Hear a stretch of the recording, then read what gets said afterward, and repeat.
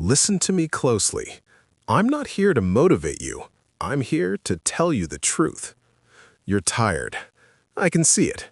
You feel scattered, distracted, constantly pulled in a dozen directions. You start things you don't finish. You know you're capable of more, but something keeps getting in the way. You've probably heard about monk mode.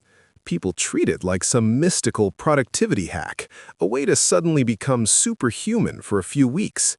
That's not what it is. Let me tell you what monk mode actually is and why you might need it. Monk mode is a deliberate period of isolation.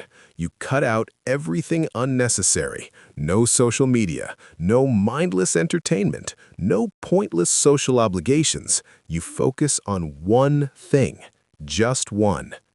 The science behind this is real. This isn't some spiritual idea I'm making up. First, understand your brain's reward system. It runs on dopamine. This is the neurotransmitter that drives your behavior, your motivation, your focus. Every time you check your phone, scroll social media, watch a quick video, you get a tiny hit of dopamine. These hits are small, but they're constant. Your brain gets used to them. It starts craving that quick reward. And here's the problem. Your brain evolved to work for bigger, harder rewards. The dopamine system isn't designed for constant stimulation. It's designed to push you toward meaningful goals. This is what psychologists call the dopamine detox theory. When you constantly feed your brain cheap dopamine, your sensitivity to it drops. You need more stimulation just to feel normal. Important tasks, tasks that require effort and delayed gratification, they feel impossible because your brain is trained on instant rewards. Monk mode resets this. You cut the cheap dopamine. At first, it feels uncomfortable. That's expected. Your brain is essentially withdrawing, but over days, your dopamine receptors resensitize. Important tasks start feeling rewarding again.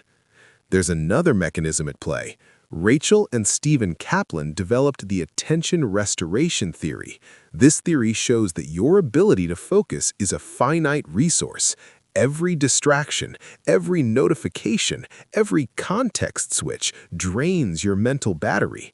The more you switch between tasks, the less capacity you have for deep work.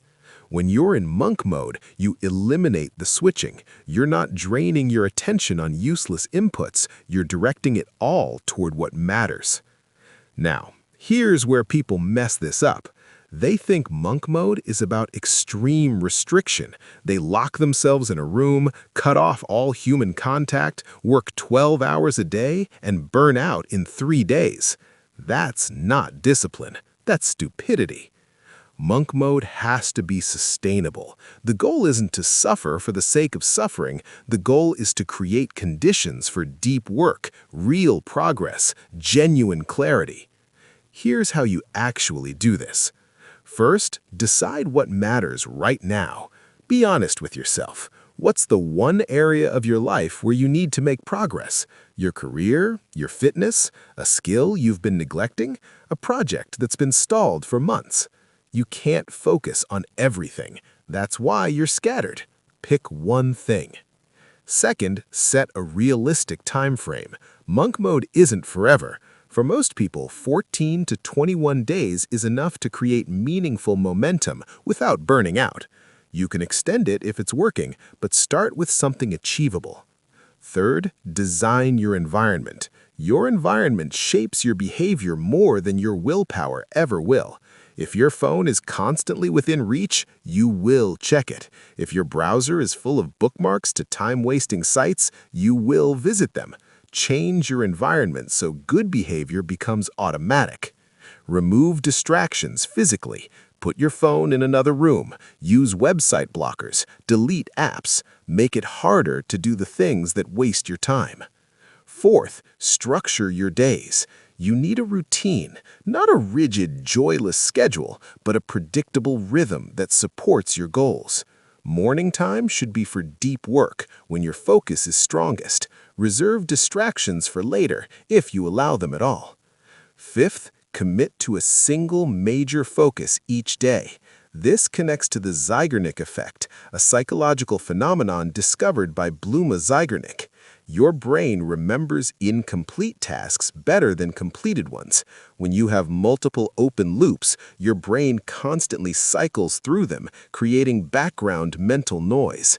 By committing to one main focus each day and actually completing it, you reduce cognitive load and build momentum. Sixth, embrace the discomfort. The first few days of monk mode will feel wrong. Your brain will resist. You'll feel an urge to reach for your phone, check social media, distract yourself. This is withdrawal. It's not a sign that you're doing it wrong. It's a sign your brain is healing. Push through. The discomfort is temporary. The clarity on the other side is real. Seventh, maintain some human connection. Isolation doesn't mean complete withdrawal from people. You can have brief, meaningful conversations with people who support your goals. You can spend time with family. What you're cutting out is the noise, the pointless scrolling, the obligation to be constantly available, the social interactions that drain rather than energize. Eighth, track your progress. Not just how much work you do, but how you feel. Your mental state matters. You should notice increased focus, less anxiety, greater clarity. If you're just miserable all the time, something is wrong. Adjust your approach. Ninth, prepare for your exit. Monk mode is a focused period, not permanent state. Eventually, you'll reintroduce some elements you removed. The key is intentionality. You don't go back to mindless habits. You deliberately choose what's worth your time and what isn't. This connects to cognitive load theory. Your brain can only handle so much complexity at once. When you've simplified your inputs during monk mode, you've reduced cognitive load. As you reintroduce elements, do it gradually. Keep your load manageable. Protect your focus. I want to be real with you about something. You might attempt monk mode and fail. You might last 3 days, or 1 day, or 6 hours. That's okay. Failure is part of the process. What matters is that you try. What matters is that you learn something about yourself each time. Some people use monk mode as an excuse to avoid real problems. They isolate themselves so they don't have to deal with relationships, emotions, or difficult conversations. That's not monk mode. That's hiding. Monk mode is about facing what matters, not escaping from it. Some people treat monk mode as a performance. They announce it on social media, document every day, make it about image rather than progress. That's completely missing the point. Monk mode is private. The results speak for themselves. You don't need an audience. The truth is, most people will never try this. Most will continue scattered, distracted, vaguely dissatisfied with their lives, never taking real control. They'll tell themselves it's too hard, or they don't have the personality for it, or it's not necessary. Those are excuses. Excuses feel comfortable, but they keep you where you are. You don't need more motivation. You don't need another productivity hack. You need to cut the noise and actually do the work that matters. Monk mode is simple. It's not complicated, but simple doesn't mean easy. It requires honesty with yourself. It requires choosing discomfort over distraction. It requires believing that you're capable of more than you're currently doing. I'm telling you this because I care about the person you could become. I've seen people waste years of their lives in a fog of distraction.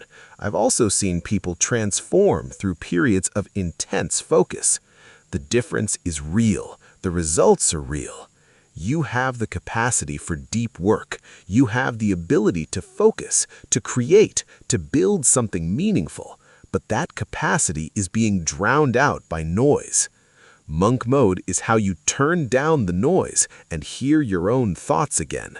It's how you reconnect with what actually matters to you. It's how you start living intentionally instead of reactively. Here's your challenge. Choose one area of your life where you need progress. Set a 14-day monk mode period starting tomorrow. Plan it. Design your environment. Commit. If you fail, try again. If it works, extend it, or plan your next focused period. The specifics are up to you. I can't live your life for you, but you can take control. No one is coming to save you from your distractions. No one is going to force you to focus. That's on you. The life you want, the focused, productive, meaningful life, is waiting, but you have to choose it every single day through your actions. Monk mode isn't a trick, it's a tool, a powerful tool for regaining control of your attention and your life. Use